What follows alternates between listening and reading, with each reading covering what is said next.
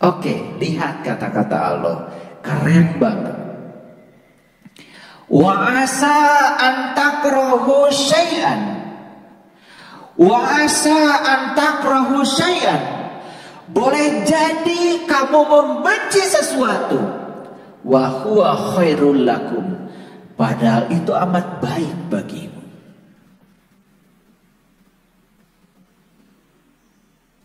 Siapa yang sedang bicara? Allah. Siapa yang sedang berbicara? Allah yang maha tahu. Allah yang maha tak terbatas. Allah yang tidak boleh dibatasi oleh pikiran kita yang bodoh dan sempit. Jadi kata Allah, boleh jadi sesuatu itu kamu benci, tetapi itu amat baik bagimu. Wa asa an tuhibbu syai'an.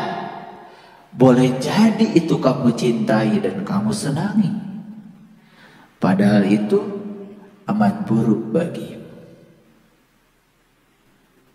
Jadi kalau begitu, saya nanya, ini harus jujur.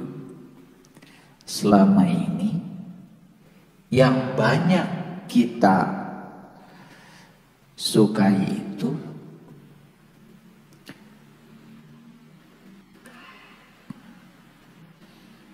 yang mana?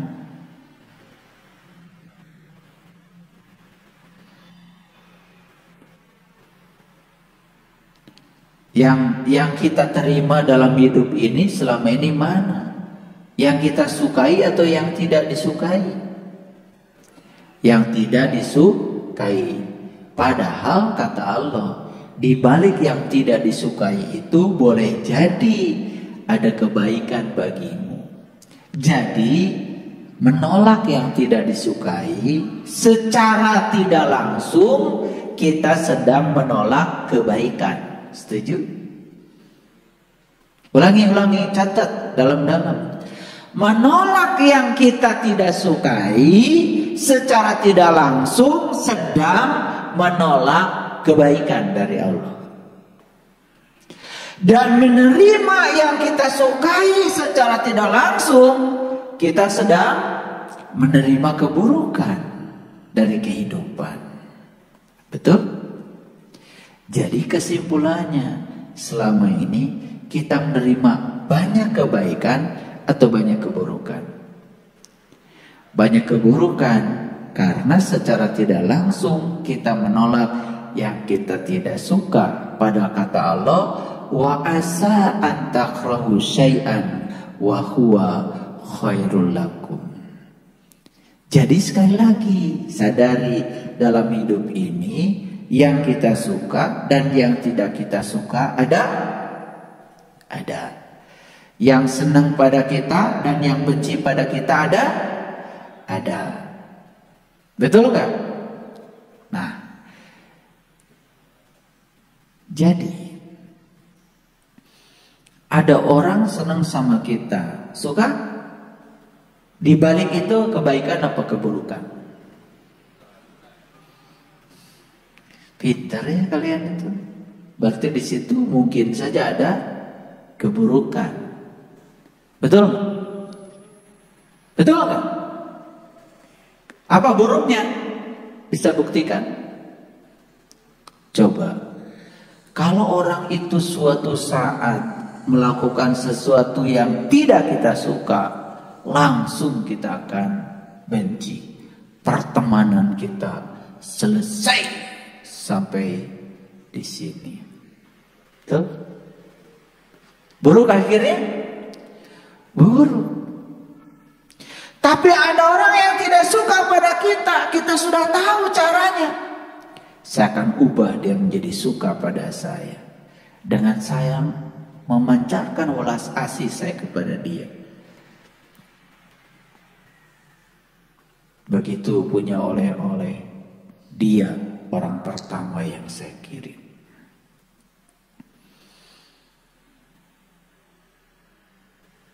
Begitu keluar kota yang diingat dia orang pertama yang saya belikan oleh-oleh. Dan saya sudah buktikan dalam hidup saya. Dan itu saya lakukan dengan istri saya. Saya banyak mengubah orang yang tadinya seperti itu, berubah menjadi sangat-sangat menyayang. Bagus nggak itu? Apa hasilnya dari situ? Satu, kita mengubah orang yang pembenci menjadi tidak benci. Yang kedua, yang luar biasa, kita mengubah diri kita luar biasa. Karena apa? Bukan sekedar menerima kehadiran mereka, tetapi kita menjadi sangat bijaksana dalam urusan menangani orang-orang yang semacam itu. Ini yang namanya praktek kebaikan.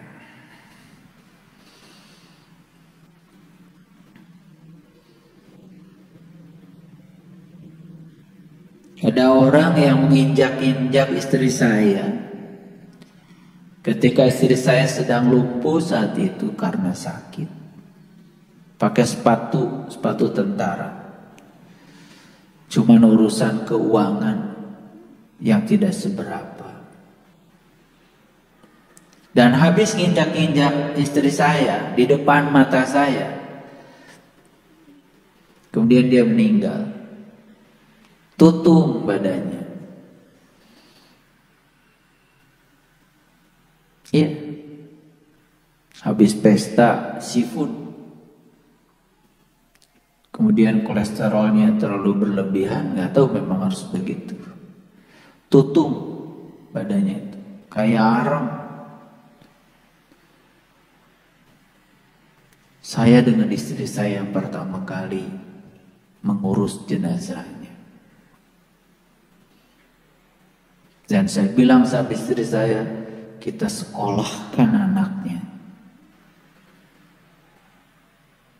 Dan saya yang menghadiri wisudanya. Sampai selesai dua-duanya. Gak usah nanggung. Ini latihan itu harus ada. Begitu. Ini kesempatan untuk membuktikan ilmu kita. Kesempatan untuk menunjukkan belas asih kita. Sekarang kalau datang ke rumah saya, ya, istrinya nangis. Pada dulu kayak apa?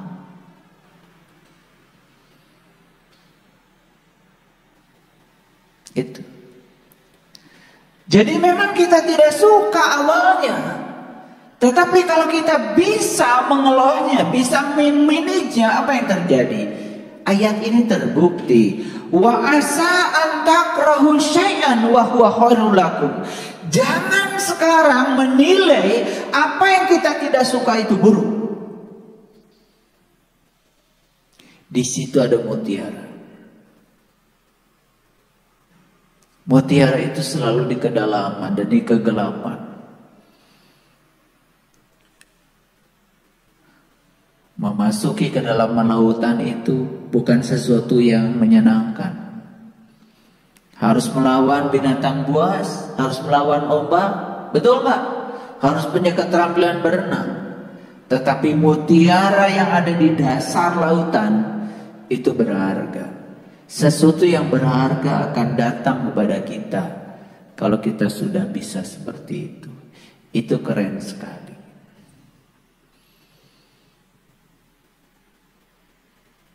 Jadi buat apa ini dibicarakan di sini kalau tidak dipraktekkan? Buat apa? Tidak akan mengubah kita.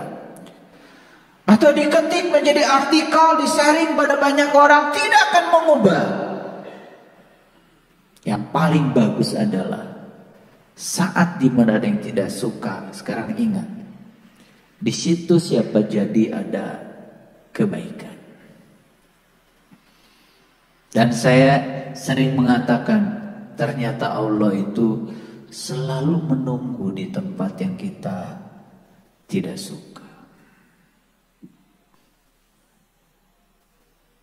Di situ. Selalu menunggu di situ. Di akhir perjalanan itu. Makanya menyusuri kegelapan itu tidak akan selamanya gelap. Pasti kita akan mendapatkan terang. Makanya ketika ada yang tidak suka, jangan buru-buru berperang keluar.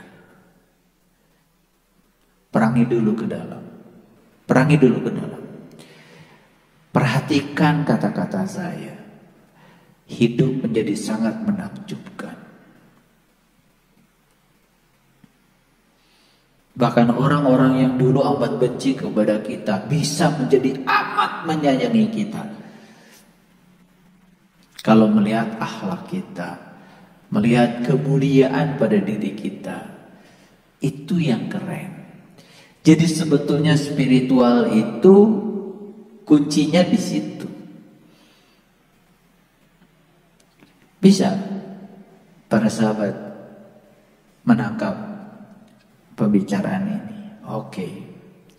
Dan setelah ini pulang dari sini, yang tidak disuka itu akan banyak.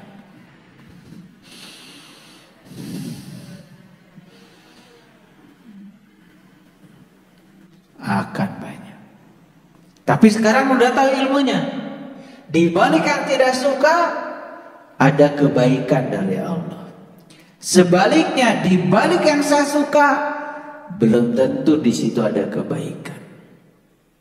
Malah bisa jadi ada keburukan.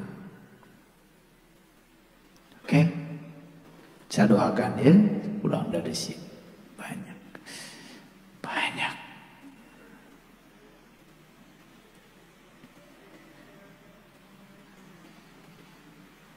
Lah kalau nggak begitu, mau gimana? Mau kapan kita maju? Makanya klaim kita bahwa saya sudah maju ada artinya. Makanya judul yang kemarin saya beri nama kecelakaan spiritual. Saya beri judul itu. Kenapa? Karena banyak manusia yang mengalami kecelakaan di situ. Ibadahnya rajin, ininya rajin, banyak sekali melakukan seakan-akan itu kebaikan yang dia persepsikan. Tapi giliran ada yang tidak disukai, langsung keluar aslinya, keluar marahnya, keluar kata-kata buruknya. Tuh kecelakaan. Itu namanya kecelakaan spiritual. Jadi, jika seseorang mengalami kecelakaan spiritual, maka kecelakaan itu menggambarkan yang selama ini dilakukan tidak ada artinya. Berarti baru berbicara kebaikan, belum melakukan kebaikan. Clear? Siap? Siap. Gitu bicaranya. Ya? Maka sebaik-baiknya harta simpanan di dalam diri itu adalah takwa. Dan sejelek-jeleknya harta simpanan adalah sikap permusuhan. Dan anehnya banyak sekali orang-orang yang senang memelihara sikap permusuhan. Padahal sikap permusuhan sudah jelas berlawanan dengan takwa. Lihat pada huruf, pada lafaz takwa, ada ta, ada qaf, ada waw, ada alif. Ada tawadu, rendah hati, bukan rendah diri. Itu bakat yang harus junjung tinggi. Karena semua orang-orang yang sombong, tidak tawadu, itu mudah terluka. Dan saya gambarkan ego itu adalah luka yang terbuka. Makanya sedikit saja ketika kesenggol luka kita langsung marah dan sakit.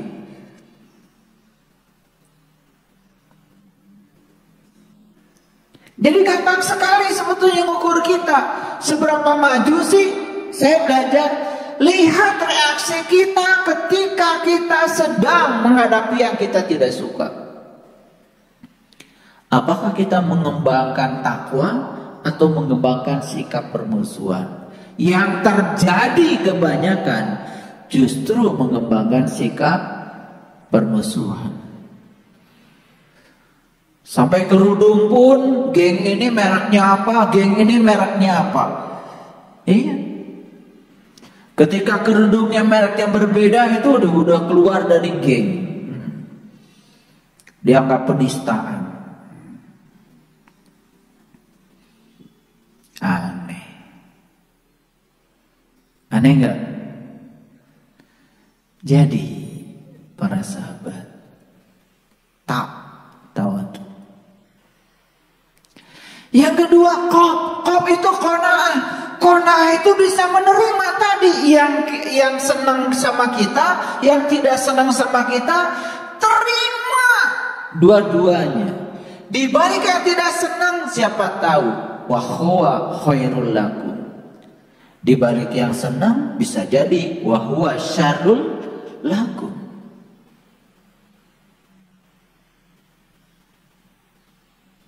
Sok atuh praktek mengubah keadaan. Jadi hari ini saya cerita perang. Dan perang yang saya sampaikan itu perang versi Quran. Jadi ternyata perang yang sebenarnya itu adalah ketika kamu mendapat yang kamu tidak suka, jangan buru-buru menolaknya. Siapa jadi di situ ada kebaikan. Dan ketika kamu mendapatkan yang kamu suka, jangan buru-buru menerima. Siapa tahu di situ ada keburukan. Itulah perang yang sebenarnya. Versi Al-Quran. Jadi perang itu bukan melumpuhkan orang sampai tidak berdaya. Tapi perang yang sebenarnya adalah orang bertekuk lutut karena kita sukses melumpuhkan diri kita sendiri. Coklah, percaya deh sama saya. Lumpuhkan kebencianmu pada semua orang. Dan munculkan welas asih. Masa iya orang masih benci sama kita? Masa iya? Karena hadiah dari cinta adalah cinta. Hadiah dari mencintai adalah dicintai. Itu hukum alam. Dan hukum alam tidak pernah salah. Tidak pernah ketika ini saya lepaskan dari atas, kata gravitasi, sorry ya sedang istirahat, gak bisa jatuh hari ini. Gak bisa. Semua orang kalau jatuh kepleset ke bawah, benda-benda angkasa pasti jatuh ke bumi. Tidak ada tiba-tiba benda angkasa gak jatuh. Kemana? Gaya gravitasi sedang istirahat. Gak ada. Hukum-hukum alam selalu bekerja apa adanya, sejujur-jujurnya. Baik, kita lihat sekarang ya surat yang kedua ya ayat 137. Jadi tadi saya jelaskan dulu takwa. Jadi tawadu.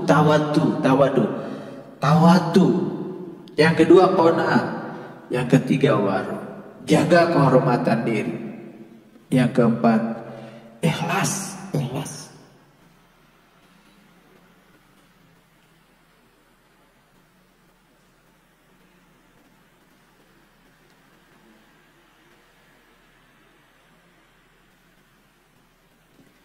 Saya masih ingat itu. Praktek ikhlas itu memang tidak gampang. Beli mobil baru, sebulan setengah umur mobilnya. Dipinjam tetangga, mau tahun baru. Itu mobil sudah kasih subwoofer. Lagu-lagu anak-anak saya belikan, anak saya dulu baru 1. Senang nyanyi. Wah pokoknya udah dari salon dari mobil udah wangi banget. Besok tahun baruan. Datang tuh tetangga ke rumah. Katanya ibunya sakit di Kerawang. Karena mau tahun baruan, dia tidak bisa sewa mobil karena saat itu semua mobil di tempat-tempat penyewaan habis. Masuk akal bukan? Masuk akal. Kemudian saya kasih mobil itu sama dia. Alhamdulillah sampai sekarang gak kembali lagi. Sampai sekarang gak balik lagi mobilnya. Dan bayangkan kalau saya berfokus saja pada mobil itu, sakit saya. Dan belum tentu saya punya mobil lagi sekarang. Saya cuma bilang sama istri saya, berat memang. Tapi saat itu saya sempat, bukan berbohong ya. Karena setelah mobil itu hilang, kemudian saya diam aja di rumah. Ya mau nyari kemana? Walaupun ketemu di jalan mungkin plat nomornya sudah berubah. Atau lagi ketemu malam, kan saya cuma lihat lampunya aja. Tapi demi menyenangkan istri saya, kemudian saya pergi. Ya pergi aja. Ceritanya cari mobil. Cari mobil. Sebetulnya saya nggak cari mobil, nggak kemana-mana. Bingung saya mau carinya kemana. Lah mobil saya mau dicari kemana coba? Namanya juga mobil hilang. Dan nggak mungkin kalau mobil dicuri orang, kemudian orang pakai mobil seenaknya, nggak mungkin kan? Paling tidak catnya dirubah. Paling tidak plat nomornya kan bukan itu lagi, betul nggak? Kalau mirip-mirip pun di jalan gimana nangkapnya? Misalkan papasan dengan saya, itu mobil saya, nangkapnya gimana? Memangnya mobil bisa pakai balon gitu ditangkap? Nggak bisa. Kalaupun ketemu itu mobil saya, nangkapnya aja udah susah, apalagi nggak ketemu kan? Tapi demi memuaskan istri saya pergi ikhtiarlah ceritanya. Yaudah. Saya tiap mau pergi minta duit sama dia, 1 juta.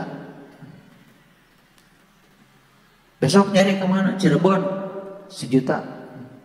Kan dia pusing nanti, duitnya kan habis. Lama kelamaan kemudian mikir, udah mulai tuh, mobil gak ketemu, duit di rumah habis. Nah loh, saya bilang, kalau nggak diajarin gitu kan nggak ngerti. Diam salah, berarti saya harus pergi. Pergi ya saya pergi, saya minta duit. Kemana sekarang? Majalengka. Katanya di sana ada tempat penampungan mobil. Padahal saya nggak ke Majalengka, pokoknya ambil duit aja. Sampai akhirnya pusing kan, karena duit diambilin terus. Nah, mobil nggak ketemu, duit yang di rumah habis. Saya bilang, kan harus diajarkan pakai praktek. Selanjutnya apa? Sudah, selanjutnya diam aja di rumah. Oh, udah dapat izin diam, ya diam lagi saya di rumah. Gitu. Dan kalau saya berfokus pada mobil yang hilang, mungkin saya nggak punya mobil sekarang. Betul nggak? Buat apa? Berfokus pada yang hilang itu masa lalu. Saya nggak tahu namanya apa, tapi saya juga nggak berani kalau saya beri nama itu ikhlas. Tapi kok rasanya saya saat itu tidak merasa kehilangan. Pokoknya plus aja gitu. Jadi plus aja gitu. Gak merasa kehilangan. Begitu tahu mobil saya hilang, tiba-tiba ada murid saya datang. Ayah, pakai nih mobil saya. Udah ada supirnya ayah. Kalau perlu bensin di mana-mana tinggal berhenti aja. Ini sudah dipegang kartunya. Jadi ada khusus buat beli bensin di setiap pom bensin manapun. Saya bilang enak juga ya nggak punya mobil. Itu baru ngerasain tuh nggak punya mobil enak gitu ya. Nggak ngurusi bensin, nggak ngurusi supir, nggak usah ganti oli. Gitu, coba mobil sendiri harus diuruskan. Jadi itu baru saya belajar, ternyata tidak selalu memiliki. Yang penting kan menikmati, itu belajar di situ.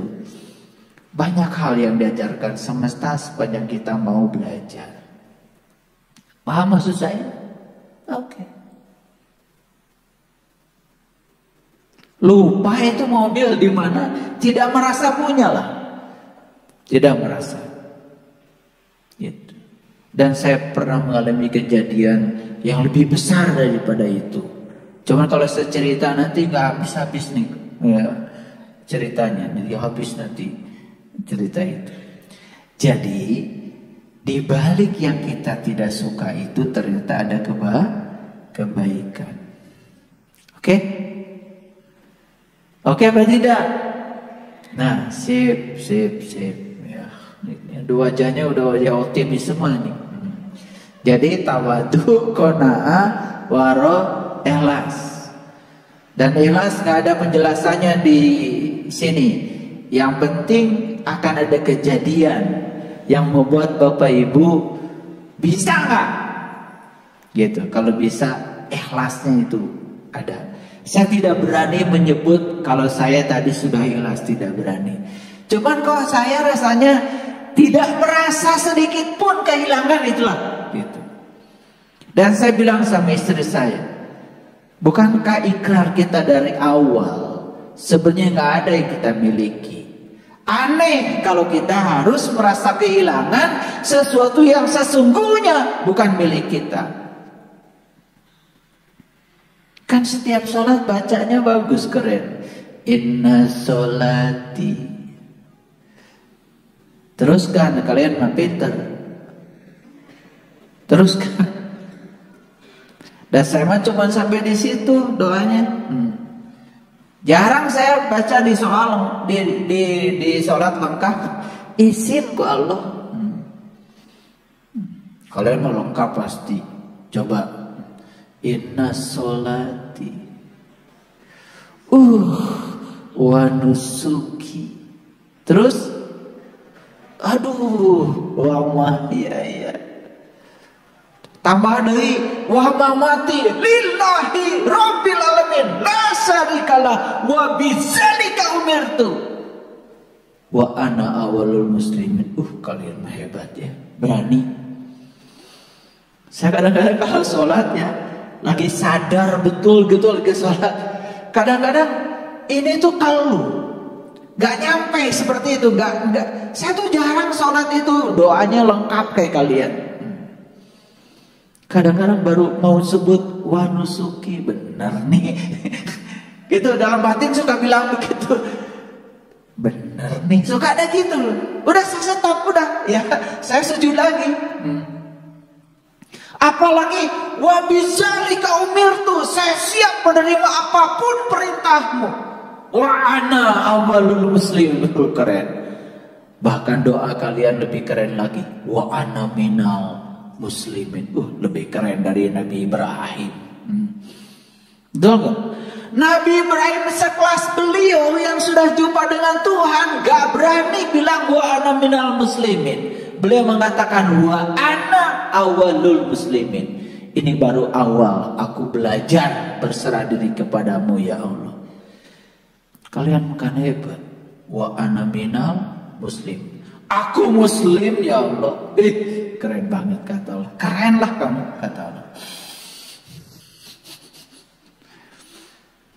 Ya itu kalau sholat gak sadar kan dibaca semua.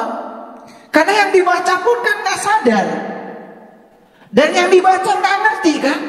Coba ngerti aja dikit, ya ngerti dikit. Waktu bilang wabizalika umir itu kan amar itu perintah.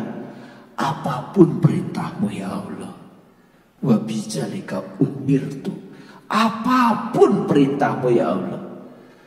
Aku tunduk patuh kepada perintahmu, nggak ngelawan ya Allah. Oke, kata Allah. Selesai sholat, tiba-tiba ada orang marah-marah. Wah, langsung keluar tuh hasil sholatnya ya. Kurang ajar lu. Kata Allah, wa bidzalika umir tuh yang mana tadi kata Allah? Kamu asal ngomong aja. Terus terang ya, saya buka kartu saya. Saya kalau sholat itu, apalagi ketika sudah berakhir gitu, akhirnya saya nggak berani itu ngomong apa-apa. Saya cuman udah aja, saya nikmati aja. Doa-doa itu kadang-kadang nggak saya ucapkan. Nikmat aja, itu cuman berakhir aja. Nggak berani, apalagi ngomong yang tadi ya. Wa nusuki wa mahyaya wa mamati. Aduh, ya Allah, sholatku, semua ibadahku, wih keren. Hidupku, matiku, lillahi rabbil alamin, la syarikalah. Gitu. Cek Allah teh, cing bener tuh. Eta ke sholat nyari hutu. Mana cenalillahi rabbil alamin. Ente mah asal ngomong. Betul nggak? Ini sholat berbasis pahala tuh ya kayak gini.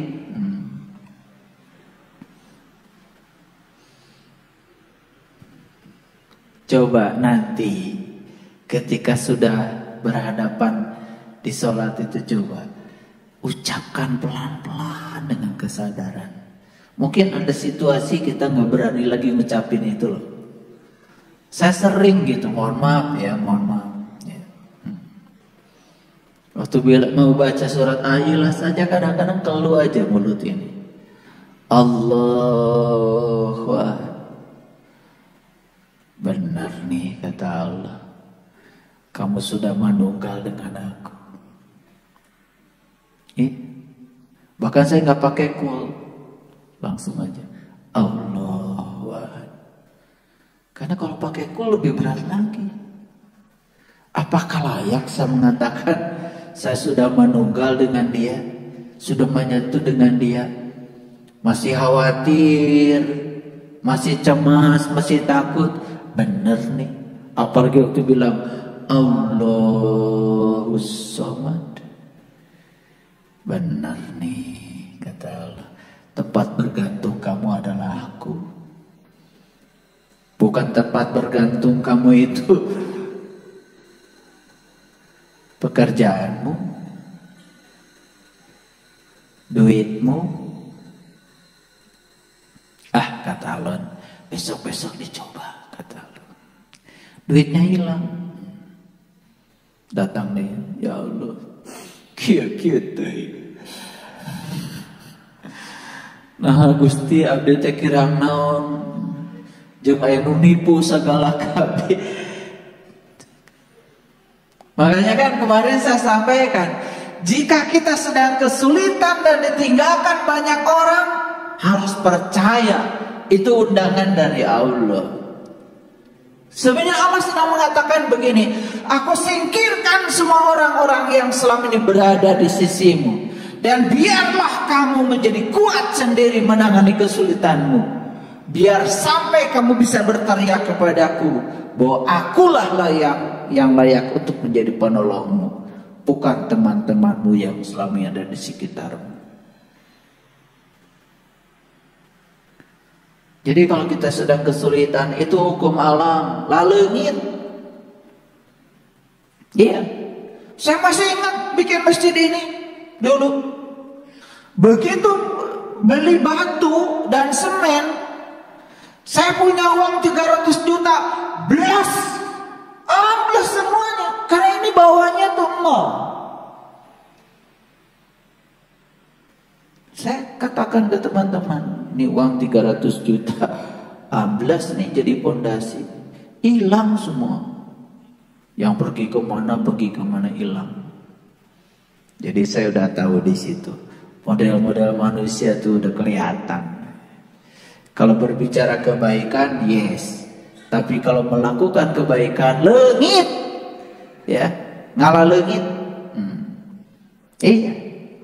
Dan biasanya orang yang suka riweuh dan ribut biasanya tidak berbuat. Coba suruh ngomong pemain bola tentang bola, bingung dia, padahal pintar main bola. Tapi pengamat bola suruh ngomong coba, wih luar biasa. Sebetulnya kalau digilkan aja dulu sedikit, sabar dulu, dibawa dulu, ini buru-buru ditendang sih. Bawa dulu sedikit, kocek dulu, pasti masuk. Padahal dititak nyepak 2 meter juga mungkin udah rematik. Itu bedanya. Makanya lihat kan, orang yang suka ribut itu biasanya tidak berbuat.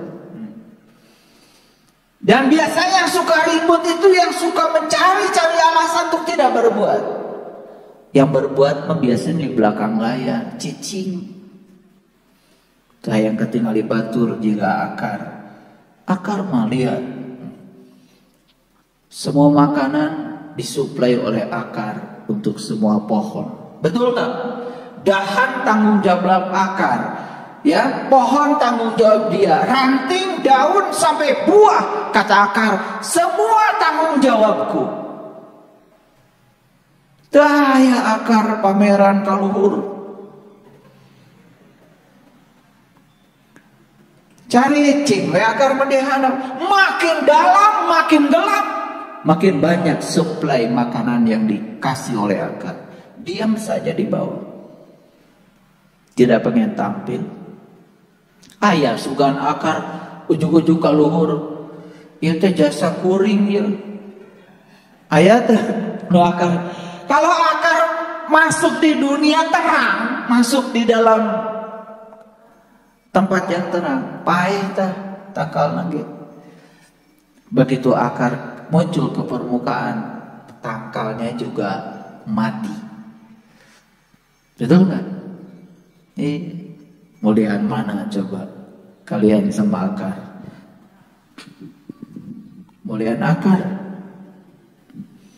Bener nih. Bener kan? Iya, akar mulia banget. Gak pernah pameran. Betul kan? Keren. Coba akar itu terus aja memanjangkan diri, cari mineral belah mana. Akar tuh cerdas loh, tahu di mana ada makanan buat ngasih makan pohon. Makanya dia terus ke bawah mencari dalam kegelapan demi untuk menyenangkan pohon, demi untuk menyenangkan manusia ujungnya. Betul apa tidak? Bukankah pohon itu menjadi besar, tangkal kainnya dicokot ke jelema? Betul nggak? Oksigen yang dihasilkan kerja lemak. Daun ranting yang kering buat kayu bakar kerja lemak. Komo buah nama. Taramit-amit acan. Betul nggak? Iya. Mipit taramit. Sugan mau mipit punten ya. Dicanak ya buahna turun. Gitu tuh ada orang. Makanya isuk-isuk tuh buahan deh. Ya, coba lihat tuh di tempat saya. Ya, semua pohon berbuah aja terus rajin. Karena kalau mau diambil saya pamitan dulu. Terima kasih ya udah ngasih buah, kamu keren.